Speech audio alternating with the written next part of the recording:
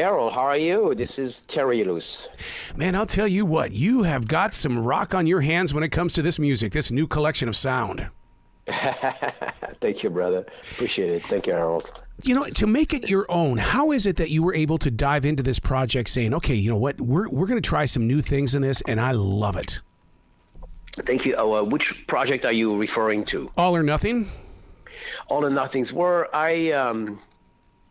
their manager is a friend of mine, Eric Stevens. He's a dear friend of mine, and he's asked me if I wanted to do some dates for the kids. And I call them the kids because they're much younger than I, but yeah. I don't mean to be demeaning or disrespectful, by the way. I said, yeah, absolutely. So I met with the kids. I love the kids right away. I love them. And they have so much energy and great songs, and they're great players. And I said, yeah, I'm willing to do shows with them. So we started doing shows.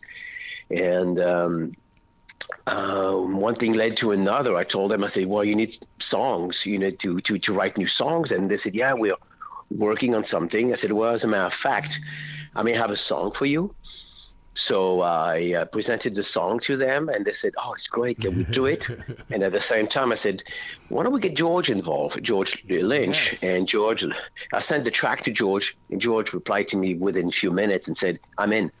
And and one thing led to another thing where all of a sudden we recorded the song, and the song ended up going like pretty viral all over the internet because we got I don't know how many hundreds of thousands views within a few months without any promotion. Actually, this is the first time I'm really doing interviews and promoting the track. And aside from posting the song on Facebook, which is not much, so we did that, and we decided to do shows with George involving the kids.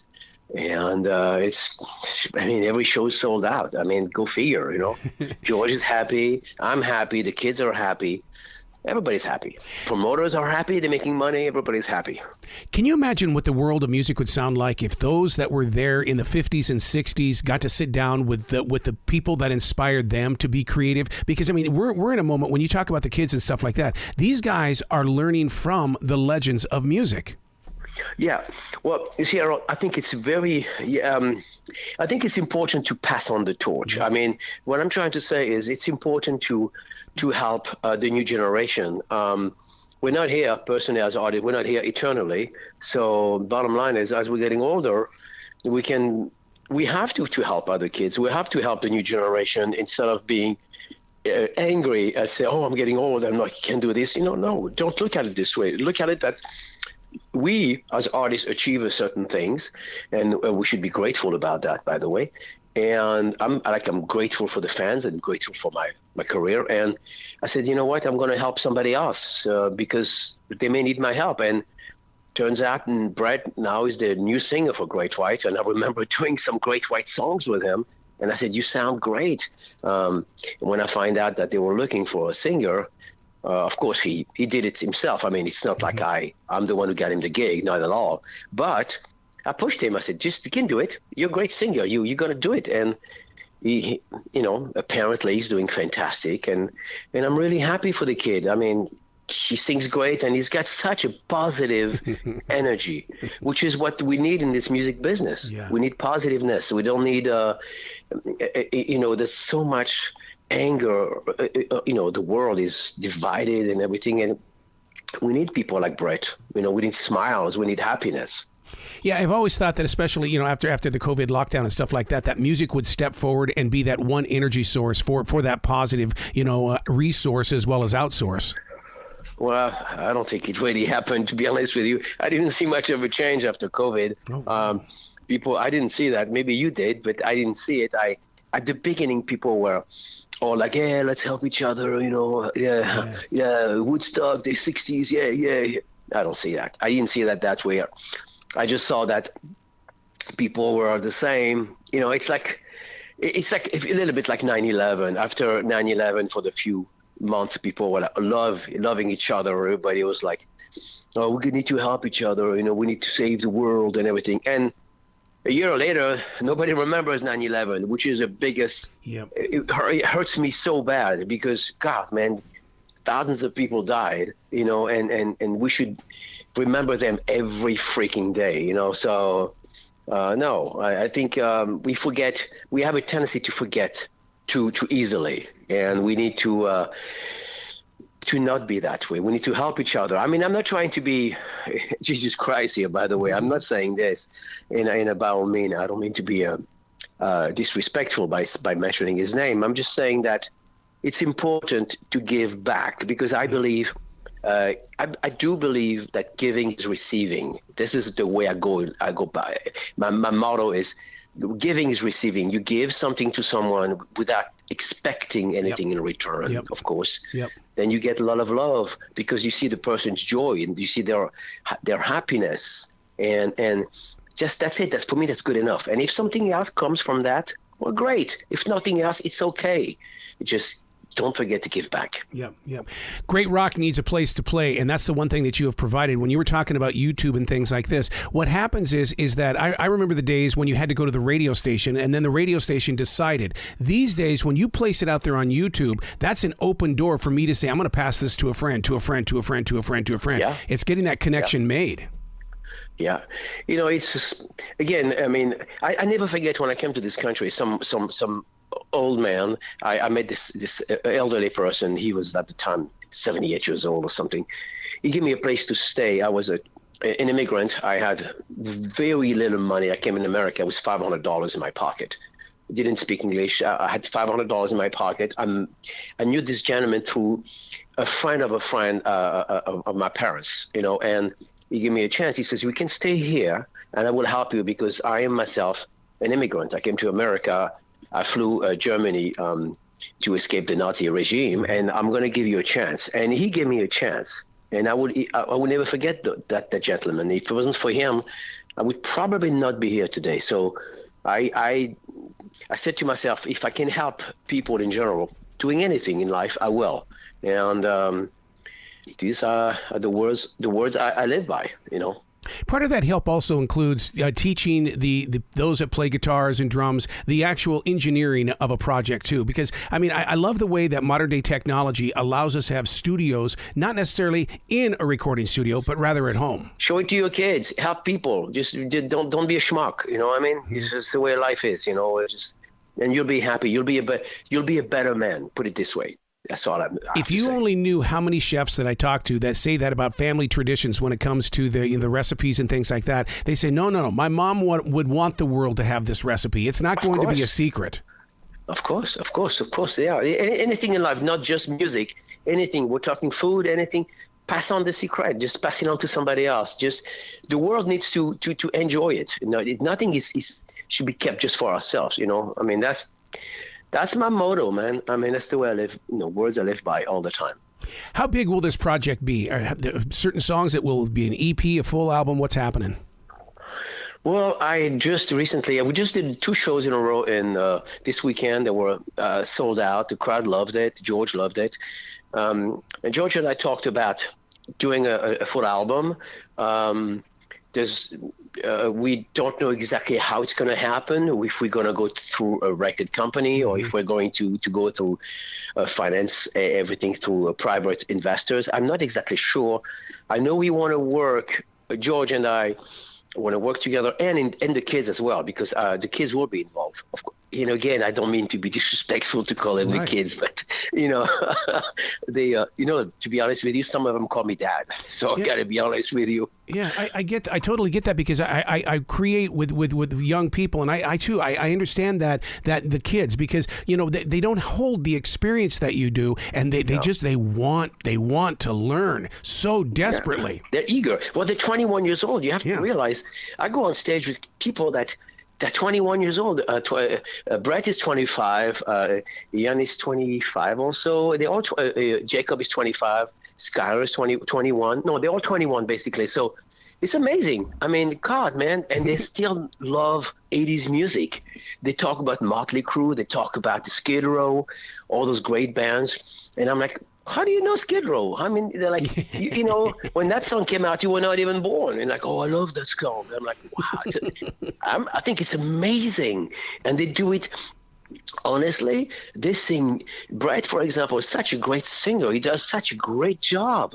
And it's amazing, you know. So I'm thrilled to be working with the kids. As far as what's going to happen between George and the kids and I, we have more shows coming up, lots more shows coming up. A lot of promoters are actually contacting us right now. But the album itself, we're working on it. I know I'm going to write songs with George. I know I'm going to probably write songs with the other people as well. But you need to understand one thing. I am one of George's biggest fan. Yeah. I've always wanted to work with George Lynch. Always, ever since the days when my first album was produced by Don Darkin. Ever since I heard his guitar sound, I was amazed. I mean, the guy is freaking beast, and he's amazing on stage. I mean, it's just like some musicians, they play and they're boring on stage. Not George. George gives it all. He's just a beast. He's just in a class of his own. He's George Lynch, period. Yeah. I always wanted to work with the master. That's why I call him master. Well, Terry, it's people like you as well as George that classic rock radio stations are now doing second generation classic rock. That door is open now where you can go to a classic rock station and you're getting that 90s rock, that 80s rock and things. And it's because of people like yourself putting it in the ear, into the ears and hearts of those that want to play it who are 21. Yeah. It seems like there's a resurgence of classic rock music all of a sudden. People want to hear classic rock, and unfortunately, a lot of our great artists are, you know, we're all getting older, put it this way, you know. But some of the artists are pretty much dying. You know, we just lost the singer for Fleetwood Mac, such a great singer. Yeah, she's and a great person as well. So we're losing a lot of us. And we have to pass on the torch. It's the way it is. Otherwise, music is going to die, because I'm like, wow, so sad, you know. So where can people go to find out more about what you're currently working on, what your tour is? Because if you've had 2 sold-out shows in a row, come on, we got to make it 3, 4, 5, 10. Well, as far as myself, they have to go to – I'm always on Facebook. It's pretty simple. I mean, I'm old school, so I go on Facebook all the time. I reply to all my fans, even if it takes me a little bit of time. I always reply. So they go to terryilous.com, which is my Facebook page. I have 2 Facebook pages, but the business page, they can go there, and the artist page, I'm sorry, they contact me. I will always reply. And on Twitter, Terry Ilous, on LinkedIn, you name it. It's just all they have to do is Google my first and last name, which is Terry Ilous, and send me a message, and I always reply. Oh man, you got to come back to this show anytime in the future. The door is always going to be open for you, Terry. Yeah, I appreciate it. You have very positive energy about yourself, man. I like that. You're like right on top of things. I like that, and you're asking great questions. I appreciate that. Well, I think you and I are on the same page when it comes to passing things forward. And you know, it's, you know, I grew up listening to Dick Clark as well as Casey Kasem, and they gave me the information. Wow. And so therefore, you know, and that's who I was as an on-air talent. And it's like, we just got to keep passing it forward.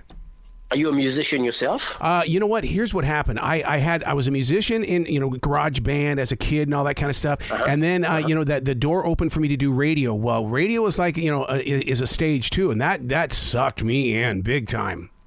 Oh, so great. So what radio station did you work with? Oh my God. I mean, I've been with, actually I was part of the team that when we were creating iHeartRadio. I mean, I remember those days vividly when it was this new streaming thing. And so, and and I've grown with that, and it's just been one of the greatest trips is what it's been.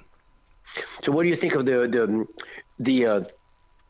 future of radio now? What do you think of it? Because a lot of people ask me that question. How do you see it? I mean, there's so many. I mean, there's iHeart. I mean, there's a Sirius XM. There's a bunch of others. How do you see the future right now for radio? For you know? Well, I think it's going to go through the same stage that albums have, and that is that it may slow down for a little bit, but it's always going to be there. And I had a general manager tell me one time. He says that even though you look at streaming as, oh, I've got free music, no, you don't. You have to pay for that phone. The radio is always going to be free. So the world could, all the digital devices could die today, but radio is still going to be there. I agree with you. Radio is very, very important. In fact, as an artist, when we want to promote a show, we do radio ads. Mm-hmm. I mean, it's interesting. I was talking to my agents about that. We can do Facebook ads and everything, great. But the best way to reach people is to do radio ads, interviews like I'm doing with you right now, and I appreciate you very much. Every time we do that, automatically we reach out to way more people than just doing a Facebook ad or YouTube ads or anything like it. Absolutely. Radio is here to stay. There's no doubt about it. Yeah, Thank God. I think the only one thing that, in looking back now, it's like in radio, you're local. And whereas with the streaming, this conversation will be picked up in Ukraine. It'll be picked up all over the world. And that, to me, that's the calling. That's where I like to be, is that where we're communicating to every generation, every nation. That's fantastic, man. I didn't know I was doing this interview with you. That would be so what can I say? All over the world. I'm grateful. Oh my God! Thank you. I appreciate you. Terry, what's really like? I'll give you a good example. Is that I have a friend that's over in Ukraine as a journalist, and his job, his sole-driven job, is to document the music of Ukraine. So he goes from one pub to the next pub to the next pub, making sure that he's preserving the history of the musicians. That's great. Now, do they do rock music or do they do Ukrainian music? They do. He sends me videos and stuff. It's everything. He says it's celebrating. He says they are a people of freedom, and it depends on which pub you go into. That's great. That's great. We should. I think as an artist, you have to also celebrate your past. I mean, your past. For example, my dad was Spanish. Okay, from Spain, from Barcelona. I like flamenco. Okay, so I think as an artist, it's important not to forget about my past. And when I go to concert, I love to watch flamenco players because it's part of my past. So for Ukrainian or somebody from England, they need to go back to the roots and celebrate their ancestors' music. Absolutely. I think it's very important. The Celtic music and all that stuff. I think it's very, very important. Never forget the past. Oh, so true. So true. Dude, you got to come back to this show anytime in the future. Thank you, brother. Well, all right. You be brilliant today, okay? Thank you. You take care of yourself, and happy holidays to you and your family. You bet. Thank you so much. Same to you, sir. Thank you. Bye-bye.